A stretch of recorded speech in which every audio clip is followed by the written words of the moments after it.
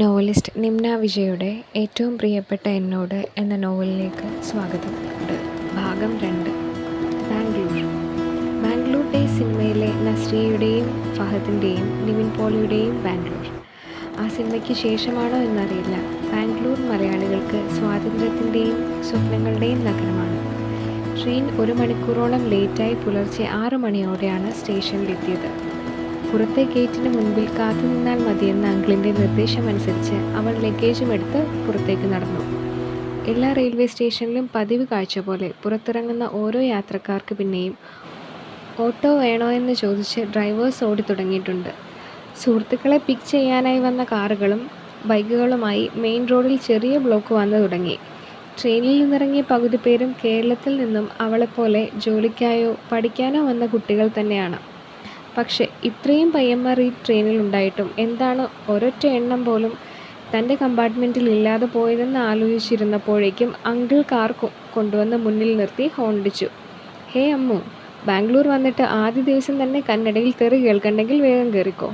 പുറകെ നിന്ന് ഇപ്പോൾ ഹോണടി തുടങ്ങും. ദാസ് അങ്കിൾ കാറിൻ്റെ ഡിക്കി തുറന്ന് ബാഗുകൾ കയറ്റുന്നതിനിടെ തമാശയായി പറഞ്ഞു. അല്ലെങ്കിലും കുടുംബത്തിലുള്ളവർക്ക് നമ്മുടെ പുറത്ത് വിളിക്കുന്ന ഫാഷൻ പേരുകളൊന്നും പിടിയുണ്ടാകാൻ വഴിയില്ലല്ലോ. ഫോണിൽ വിളിച്ചപ്പോഴും ആൻറ്റിയും അങ്കിളും അമ്മു എന്ന് തന്നെയാണ് വിളിച്ചിട്ടുള്ളത്. ഫോണിലൂടെ ഇടയ്ക്കൊക്കെ സംസാരിച്ചിട്ടുണ്ട് എന്നല്ലാതെ ഇതുവരെ ഇവരെ ആരും അവൾ നേരിട്ട് കണ്ടിട്ടില്ല. പണ്ടൊരിക്കൽ വീട്ടിലെ ആൽബത്തിൽ ഇവരുടെ കല്യാണ ഫോട്ടോ കണ്ടപ്പോൾ ഇത്രയും ഭംഗിയുള്ള ആൻറ്റി എന്തിനാണ് അങ്കിളിനെ കെട്ടിയതെന്നോർത്ത് അത്ഭുതപ്പെട്ടിട്ടുണ്ട്. പിന്നെ അങ്കിളിന് ബാംഗ്ലൂരിൽ വലിയ ബിസിനസ്സാണെന്നും അവനിപ്പോൾ ഉള്ളതൊക്കെ ചെറിയ പ്രായത്തിൽ കഷ്ടപ്പെട്ട് പണിയെടുത്ത് ഉണ്ടാക്കിയിട്ടുള്ളതാണെന്നുമൊക്കെയുള്ള അച്ഛമ്മയുടെ അഭിമാനക്കഥ കേട്ടപ്പോൾ ചിലപ്പോൾ കാശ് കണ്ട് കെട്ടിയതാകാമെന്ന് വിചാരിച്ചു. അല്ലെങ്കിലും ലുക്കിലല്ല കാര്യം ഇരിക്കുന്നതെന്ന് മനസ്സിലാക്കാനുള്ള ബുദ്ധിയൊന്നും ജനിച്ച അന്നു മുതൽ ബോഡി ഷേമിങ് കേട്ടു വളരുന്ന കുട്ടികൾക്ക് ഉണ്ടാകാനിടയില്ലല്ലോ. ബാംഗ്ലൂരിൽ ജോലി കിട്ടിയെന്ന് പറഞ്ഞപ്പോൾ മറ്റൊരു ബന്ധുവാണ് ദാസും കുടുംബവും അവിടെയാണല്ലോ, അവരെ ഒന്ന് വിളിക്കൂ എന്ന് അച്ഛനെ ഓർമ്മിപ്പിച്ചത്. പിന്നെ കുട്ടികളെ മറ്റൊരു നാട്ടിൽ വിടുമ്പോൾ, പ്രത്യേകിച്ച് പെൺകുട്ടി കൂടിയാവുമ്പോൾ, ഒരു ഫാമിലി സപ്പോർട്ടുള്ളത് എന്നുള്ള അമ്മയുടെ അഭിപ്രായം കൂടിയായപ്പോഴേക്കും ദാസങ്കിൾ ബാംഗ്ലൂരിൽ അവളുടെ ലോക്കൽ ഗാർഡിയനായി. അവരുടെ കൂടെ ഫ്ലാറ്റിൽ നിന്നാൽ മതിയെന്ന ഓഫർ മുന്നോട്ട് വെച്ചെങ്കിലും പിന്നീട് അത് വേണ്ടെന്ന് തോന്നി. കുടുംബവുമായി എന്തെങ്കിലും കണക്ഷൻ പെട്ടാൽ പിന്നെ ബാംഗ്ലൂർ സിറ്റിയിൽ ശ്വാസം വിടാൻ പോലും അനുവാദം ചോദിക്കേണ്ടി വരും.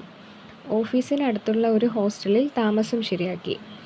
ഇവരുടെ വീടുമായി വലിയ ദൂരവ്യത്യാസമില്ലാത്തതുകൊണ്ടും പിന്നെ ഒരു കുടുംബത്തിലൊന്നും പോയാൽ മര്യാദക്ക് നിൽക്കാൻ ഇവൾ ഇനിയും പഠിച്ചിട്ടില്ലെന്നുള്ള അമ്മയുടെ ക്ലീൻ സർട്ടിഫിക്കറ്റും കിട്ടിയതുകൊണ്ടും ഹോസ്റ്റൽ തീരുമാനം എളുപ്പമായി. രാത്രി ഉറക്കമൊക്കെ കിട്ടിയോ? യാത്രയിൽ ബുദ്ധിമുട്ടൊന്നും ഉണ്ടായില്ലല്ലോ? കാർ സ്റ്റാർട്ട് ചെയ്തുകൊണ്ട് അങ്കിൾ ചോദിച്ചു. ഇല്ല, കുറച്ച് ലേറ്റായതൊഴിച്ചാൽ വേറെ ബുദ്ധിമുട്ടൊന്നും ഉണ്ടായില്ല. അങ്കിൾ ഇത്രയും നേരത്തെ ബുദ്ധിമുട്ടി വണ്ടിയുമെടുത്ത് വരേണ്ടതില്ലായിരുന്നു. ലൊക്കേഷൻ പറഞ്ഞിരുന്നെങ്കിൽ ഞാനൊരു ഓട്ടോ പിടിച്ച് വന്നേനെ. അവളും ഔപചാരികത കൈവിട്ടില്ല. അയ്യേ, ഇതൊക്കെ എന്ത് ബുദ്ധിമുട്ട്? എനിക്ക് ശാലുവിനെ പോലെ തന്നെയല്ലേ നീയും? നിനക്ക് ഞങ്ങളൊക്കെ സ്വന്തമല്ലേ? ഇതാണ് വർഷത്തിലൊരിക്കലെങ്കിലും കുടുംബക്കാർ ഒത്തുകൂടണമെന്ന് പറയുന്നത്. അല്ലെങ്കിൽ ഇതൊക്കെ ഒരു ബുദ്ധിമുട്ടായി പരസ്പരം തോന്നും. അങ്കിളിൻ്റെ ഒരേ ഒരു മോളാണ് ശാലു. ഇപ്പോൾ +1 പഠിക്കുന്നു. വീട് വിട്ട് പുതിയൊരു നഗരത്തിൽ എത്തിപ്പെട്ടതിൻ്റെ ഒറ്റപ്പെടൽ തോന്നേണ്ടെന്ന് കരുതിയാകും ഫ്ലാറ്റ് എത്തുന്നതുവരെ അങ്കിൾ കുടുംബത്തിലെ വിശേഷങ്ങളെക്കുറിച്ച് വാതോരാതെ സംസാരിച്ചു കൊണ്ടിരുന്നു. ഓരോ ബ്ലോക്കിലും ആ സംസാരം ബാംഗ്ലൂർ നഗരത്തിൻ്റെ ട്രാഫിക് ബ്ലോക്കിലേക്കും നീണ്ടു. ബാംഗ്ലൂർ ഉണർന്നു വരുന്നതേയുള്ളൂ. ദേ ആ വഴിയാണ് HSR ലേഔട്ടും നിൻ്റെ ഓഫീസുമെല്ലാം. ഹോസ്റ്റലിൽ നിന്ന് ഒരു റിക്ഷ പിടിച്ചാൽ മതി. പിന്നെ രാവിലത്തെ ഇവിടുത്തെ ട്രാഫിക് അനുസരിച്ച് 1 മണിക്കൂർ മുൻപ് ഇറങ്ങേണ്ടി വരുമെന്ന് മാത്രം. റോഡിൽ നിന്നും ഇൻഡിക്കേറ്റർ ഇട്ട് ഇടത്തോട്ട് തിരിയുന്നതിന് മുൻപേ നേരെയുള്ള റോഡ് ചൂണ്ടിക്കാട്ടി അങ്കിൾ പറഞ്ഞു. അടുത്തിടെ പെയിൻ്റ് അടിച്ച് മിനുക്കിയതെന്ന് തോന്നുന്ന ഒരു 8 നില ബിൽഡിങ്ങിൻ്റെ മുൻപിൽ അങ്കിൾ വണ്ടി നിർത്തി. ചൂടിഡലിയും സാമ്പാറും ഒരുക്കി 3-ാം നിലയിലെ 6B ഫ്ലാറ്റിൽ ആൻറ്റി അവരെ കാത്തിരിപ്പുണ്ടായിരുന്നു. ഞായറാഴ്ചയായതിനാൽ ശാലു രാവിലെ ട്യൂഷന് പോയി. 2 മുറികളും ചെറിയ ഡൈനിങ് ഹാളും അടുക്കളയുമായി ഒരു ചെറിയ ഫ്ലാറ്റ്. ഡൈനിങ് ഹാളിൻ്റെ നേരെ വലതുവശത്താണ് ബാൽക്കണി.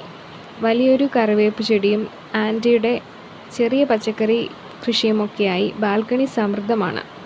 ബാൽക്കണിയിൽ നിന്ന് നോക്കിയാൽ അപ്പുറത്തുള്ള ഫ്ലാറ്റുകളുടെ എല്ലാം ഉൾവശം നന്നായി കാണാം. നേരെ മുന്നിലുള്ള ഒരു ഫ്ലാറ്റിൽ ആൾതാമസമൊന്നുമില്ലെന്ന് തോന്നുന്നു. അതിനടുത്തുള്ള ഫ്ലാറ്റിലെ അയയിൽ ഉണക്കാനിട്ട തുണി കണ്ടാൽ തന്നെ താമസക്കാർ ബാച്ചിലേഴ്സ് ആണെന്ന് മനസ്സിലാക്കാം. എൻ്റെ കറിവേപ്പില ചെടി ഒന്നും ചവിട്ടല്ലേ. പുറത്തെ കാഴ്ചകൾ കണ്ടുകൊണ്ടിരുന്ന അവളോട് കയ്യിൽ ഒരു പാത്രത്തിൽ മുറിച്ചുവെച്ച പഴുത്ത മാങ്ങയുമായി ഹാളിലേക്ക് നടന്നു വന്നതിനിടെ ആൻറ്റി വിളിച്ചു പറഞ്ഞു. അയ്യോ ഇല്ല, ഞാനത് കണ്ടായിരുന്നു. ആൻറ്റിക്ക് കൃഷിയൊക്കെ നല്ല ഇഷ്ടമാണെന്ന് തോന്നുന്നു. വലിയ ഇഷ്ടമൊന്നുമല്ല, പക്ഷേ ഇവിടെ ഒറ്റയ്ക്കിരിക്കുമ്പോൾ വേറെ ഒന്നും ചെയ്യാനില്ലാത്തതുകൊണ്ട് കാട്ടിക്കൂട്ടുന്നതാ. അവർ രണ്ടാളും പോയാൽ പിന്നെ എനിക്കിവിടെ വേറെ പണി വേണ്ടേ? ആൻറ്റി B.Ed എല്ലാം കഴിഞ്ഞതാണെന്നാണല്ലോ അമ്മ പറഞ്ഞേ. ജോലിക്കൊന്നും ശ്രമിച്ചില്ലേ? ഇല്ല, അങ്കിളിന് ജോലിക്ക് പോകുന്നതൊന്നും ഇഷ്ടമല്ല. പിന്നെ ഇവിടെ കുട്ടികൾക്ക് ട്യൂഷൻ എടുക്കുന്നുണ്ടായിരുന്നു, ഇപ്പോൾ അതും നിർത്തി. ഇനി എന്ത് ചോദിക്കണമെന്നറിയാതെ അവൾ കയ്യിലൂടെ ഒലിച്ചിറങ്ങിയ മാങ്ങയുടെ നീര് ജീൻസിൻ്റെ സൈഡിൽ തുടച്ചിട്ട് പുറത്തേക്ക് നോക്കി. ജീവിക്കുന്ന നഗരം പരിഷ്കാരമുള്ളതാണെന്നൊക്കെ പറഞ്ഞാലും മാറ്റം സംഭവിക്കാത്ത ചില ജീവിതങ്ങളുണ്ട്. വീട്ടിലെ ചുവരുകളെന്നോ ഫ്ലാറ്റിലെ ചുവരുകളെന്നോ വ്യത്യാസമില്ലാതെ ആ 4 ചുവരുകൾക്കുള്ളിൽ ജീവിച്ചൊടുങ്ങാൻ വിധിക്കപ്പെട്ട ചിലരുണ്ട്. ഉച്ചയ്ക്ക് ഭക്ഷണമെല്ലാം കഴിഞ്ഞിട്ട് നമുക്ക് ഹോസ്റ്റലിലേക്ക് പോകാട്ടോ. അപ്പോഴേക്കും ശാലുവും ക്ലാസ് കഴിഞ്ഞെത്തും. 1 മിനിറ്റിലെ നിശബ്ദത ഭേദിച്ച് ആൻറ്റി വീണ്ടും സംസാരത്തിന് തുടക്കമിട്ടു. ജോലിയുടെ ആവശ്യത്തിനായി അങ്കിൾ പുറത്തു പോയതുകൊണ്ട് ഉച്ചഭക്ഷണത്തിനും അവർ 2 പേർ മാത്രമേ ഉണ്ടായിരുന്നുള്ളൂ. വൈകിട്ട് 3 മണിയോടെ ശാലു എത്തി. ജനിച്ചതും വളർന്നതുമെല്ലാം ബാംഗ്ലൂർ ആയതുകൊണ്ട് അവൾക്ക് മലയാളം അത്ര വശമില്ല. എങ്കിലും അമ്മുചേച്ചി എന്നുള്ള അവളുടെ നീട്ടിവിളിയും കെട്ടിപ്പിടുത്തവുമെല്ലാം അതിഥിക്ക് നന്നേ ബോധിച്ചു. കുറച്ചു നേരത്തെ വർത്തമാനത്തിന് ശേഷം 3 പേരും ഹോസ്റ്റലിലേക്ക് തിരിച്ചു. ആൻറ്റിയുടെ വീട്ടിൽ നിന്നും 5 മിനിറ്റ് പോലും യാത്രയില്ല ഹോസ്റ്റലിലേക്ക്. എങ്കിലും ലഗേജ് ഉള്ളതിനാൽ ഒരു ഓട്ടോ പിടിച്ചു. 2 ദിവസം മുൻപ് ആൻറ്റി വന്ന് താമസക്കാര്യമെല്ലാം സംസാരിച്ചതിനാൽ അഡ്മിഷൻ കാര്യങ്ങളൊക്കെ പെട്ടെന്ന് കഴിഞ്ഞു. ഹോസ്റ്റലിന് 2 ബിൽഡിങ്ങാണുള്ളത്. പഴയ ബിൽഡിങ് 7,000 രൂപയും മെസ്സിന് തൊട്ടടുത്ത് കുറച്ചുകൂടി സൗകര്യമുള്ള പുതിയ ബിൽഡിങ്ങിന് 10,000 രൂപയുമാണ് വാടക. അതിഥി റൂം എടുത്തത് പുതിയ ബിൽഡിങ്ങിലാണെങ്കിലും തൽക്കാലം റൂം ഒഴിവില്ലാത്തതിനാൽ 2 ആഴ്ച പഴയ ബിൽഡിങ്ങിൽ വേണം താമസിക്കാൻ. ദേ ഇവിടെ മതിലുചാട്ടം, കള്ളുകൂടി തുടങ്ങിയ ഉഡായിപ്പുകളൊന്നും കാണിക്കില്ലേ. ലോക്കൽ ഗാർഡിയൻ എൻ്റെ പേരാണ് കൊടുത്തേക്കുന്നത്. യാത്ര പറയാൻ നേരം ആൻറ്റി തമാശ എന്നോണം പറഞ്ഞു. പണ്ട് കോളേജ് ഹോസ്റ്റലിൽ വെള്ളമടിച്ച് പിടിച്ച കഥ അച്ഛൻ ഇവിടെയും പറഞ്ഞു കാണുമോ?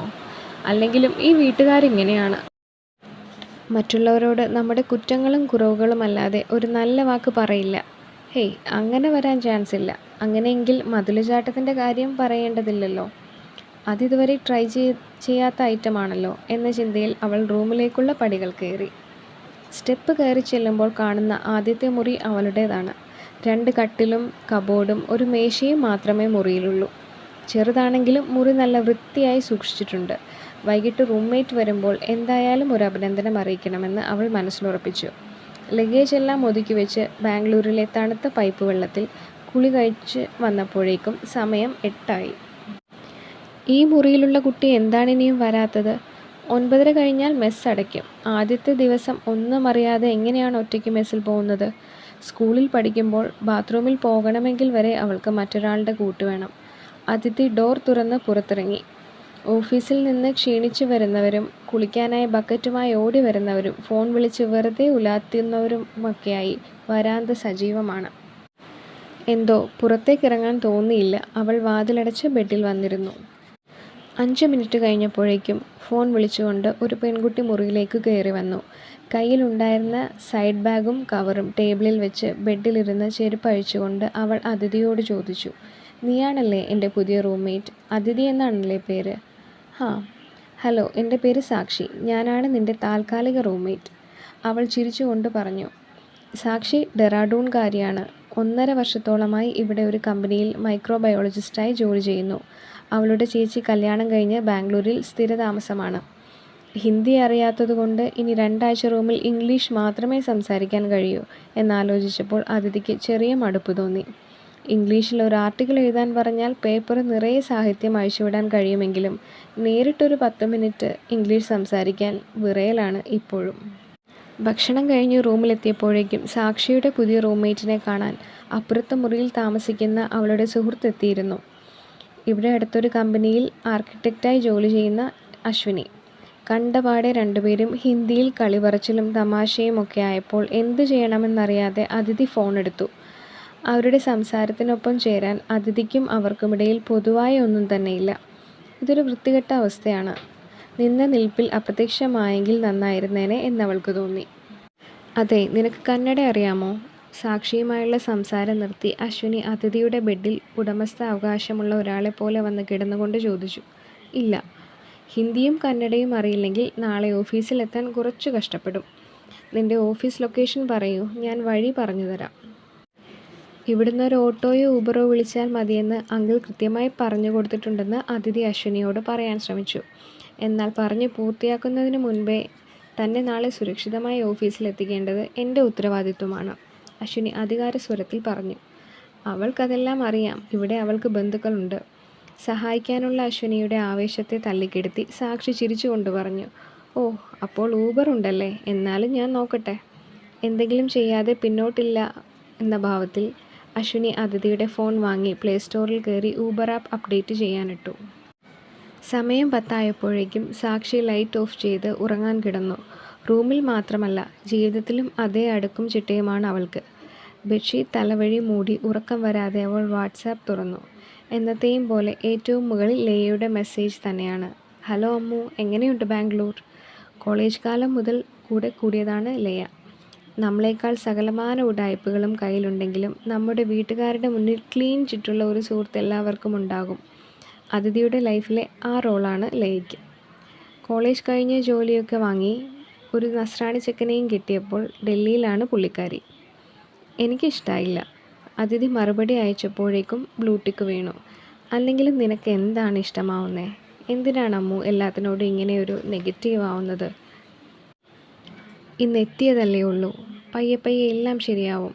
നീ കുറച്ച് നല്ല ഫ്രണ്ട്സിനെയൊക്കെ കണ്ടെത്ത്. ലൈഫ് കുറച്ചുകൂടെ കളറാവും. ശരിയാണ്. എനിക്കും ബോറടിച്ചു. എല്ലാ കാലത്തും നീ തന്നെ. കുറച്ചുകൂടെ സ്റ്റാൻഡേർഡ് ആയിട്ടുള്ള ഫ്രണ്ട്സിനെ കിട്ടുമെന്ന് ഞാനും നോക്കട്ടെ. ഹയ്യടാ, അങ്ങനെ എന്നെ നീ റീപ്ലേസ് ചെയ്യാമെന്ന് കരുതണ്ട. You are stuck with me for ever. ഞാൻ നാളെ മെസ്സേജ് ചെയ്യാം. ഞങ്ങൾ ഡിന്നറിന് പുറത്തു പോകാൻ നിൽക്കാണ്. റെസ്വെൽ, ഗുഡ് നൈറ്റ് അമ്മു. ലേയ അങ്ങനെയാണ്. നമ്മൾ ഈ പുണ്യാളൻ്റെ ബാക്കിൽ കത്തുന്ന ഒരു ലൈറ്റ് കണ്ടിട്ടില്ലേ? അങ്ങനെയൊന്ന് അവളുടെ തലയുടെ പുറകിലുണ്ടെന്ന് അതിഥിക്ക് തോന്നിയിട്ടുണ്ട്. അത്ര പോസിറ്റീവാണ് അവളെപ്പോഴും. അവൾക്ക് ഗുഡ് നൈറ്റ് പറഞ്ഞ് സാക്ഷിയുടെ ഉറക്കം ശല്യപ്പെടുത്താതെ അതിഥി കസേര വലിച്ചിട്ട് ടേബിൾ ലാമ്പ് ഓൺ ചെയ്ത് ഡയറി നിവർത്തി. 5/2/2017. പ്രിയപ്പെട്ട മഹാദേവ്, നിനക്കെഴുതിയിട്ട് ഒരുപാട് ദിവസങ്ങളായി. പറയാൻ പ്രത്യേകിച്ച് വിശേഷങ്ങളൊന്നും ഉണ്ടായില്ല. ജീവിതത്തിൽ എനിക്കിപ്പോൾ പ്രത്യേകിച്ച് പ്ലാനുകളൊന്നുമില്ല. ഒരൊഴുക്കിലങ്ങനെ പോകുന്നു. ഇന്ന് രാവിലെ ബാംഗ്ലൂരിലെത്തി. പുതിയ ജോലി, നഗരം, മുഖങ്ങൾ, ഭാഷ, എങ്ങനെയാണ് പിടിച്ചു നിൽക്കാൻ പോകുന്നതെന്നറിയില്ല. പക്ഷേ നമ്മൾ മനുഷ്യർക്ക് ഒരു പ്രത്യേകതയുണ്ട്. ഒന്നുമില്ലാതെ ഒറ്റയ്ക്കൊരു ദ്വീപിൽ കൊണ്ടിട്ടാൽ പോലും അവിടെ വേരുറപ്പിച്ച് വളർന്നു വരുമെന്ന കാര്യം ഉറപ്പാണ്. സാഹചര്യങ്ങളുമായി പൊരുത്തപ്പെട്ട് ജീവിക്കാൻ മനുഷ്യനോളം കഴിയുന്ന മറ്റൊരു ജീവിയില്ല. ആൻറ്റിയും ഷാലുവും സാക്ഷിയുമൊക്കെയായി ഞാനിവിടെ ഒരു പുതിയ ജീവിതം തുടങ്ങുകയാണ്. ഇപ്പോഴുള്ള മുറി ചെറുതാണെങ്കിലും എനിക്കിഷ്ടമായി. 2 ആഴ്ച വേഗം ഓടിപ്പോകുമെന്ന് തോന്നുന്നു. ജോലിയെക്കുറിച്ച് ചെറിയൊരു ടെൻഷനൊക്കെ ഉണ്ട്. പിന്നെ എവിടെ പോയാലും വാചകമടിച്ച് നിൽക്കാൻ കഴിയുമെന്നുള്ള ഒറ്റ കാര്യത്തിലാണ് എനിക്ക് എന്നോട് തന്നെ മതിപ്പുള്ളത്. ആൻറ്റി നന്നായി സംസാരിക്കുന്ന കൂട്ടത്തിലാണ്. പക്ഷേ നിശബ്ദമാകുന്ന ഓരോ നിമിഷത്തിലും 1000 സങ്കടങ്ങൾ ഒളിപ്പിച്ചു വയ്ക്കുന്ന പോലെ തോന്നുന്നു. ചിലപ്പോൾ നീ പറയാറുള്ളത് പോലെ എൻ്റെ ആവശ്യമില്ലാത്ത 1000 തോന്നലുകളിൽ ഒന്നാകാം. ആദ്യ ദിവസത്തിൽ എന്നെ എക്സൈറ്റ് ചെയ്യിക്കുന്നതൊന്നും ഈ നഗരത്തിൽ കണ്ടെത്താനായില്ല. ഒരു വൈകുന്നേരം മറ്റാരും കടന്നു വരാത്ത ഒരിടത്ത് നിനക്കൊപ്പം ഇരുന്ന് പുലരും വരെ ഈ നഗരം ഉറങ്ങുന്നതും ഉണരുന്നതും കണ്ടിരിക്കണമെന്നുണ്ട്. നീ എന്നാണ് വരുന്നത്? കാരണങ്ങളൊന്നുമില്ലാതെ ഞാൻ വെറുതെ വെറുക്കുന്ന ഈ നഗരത്തിലേക്ക്. ഒരുപാട് സ്നേഹത്തോടെ, അതിഥി.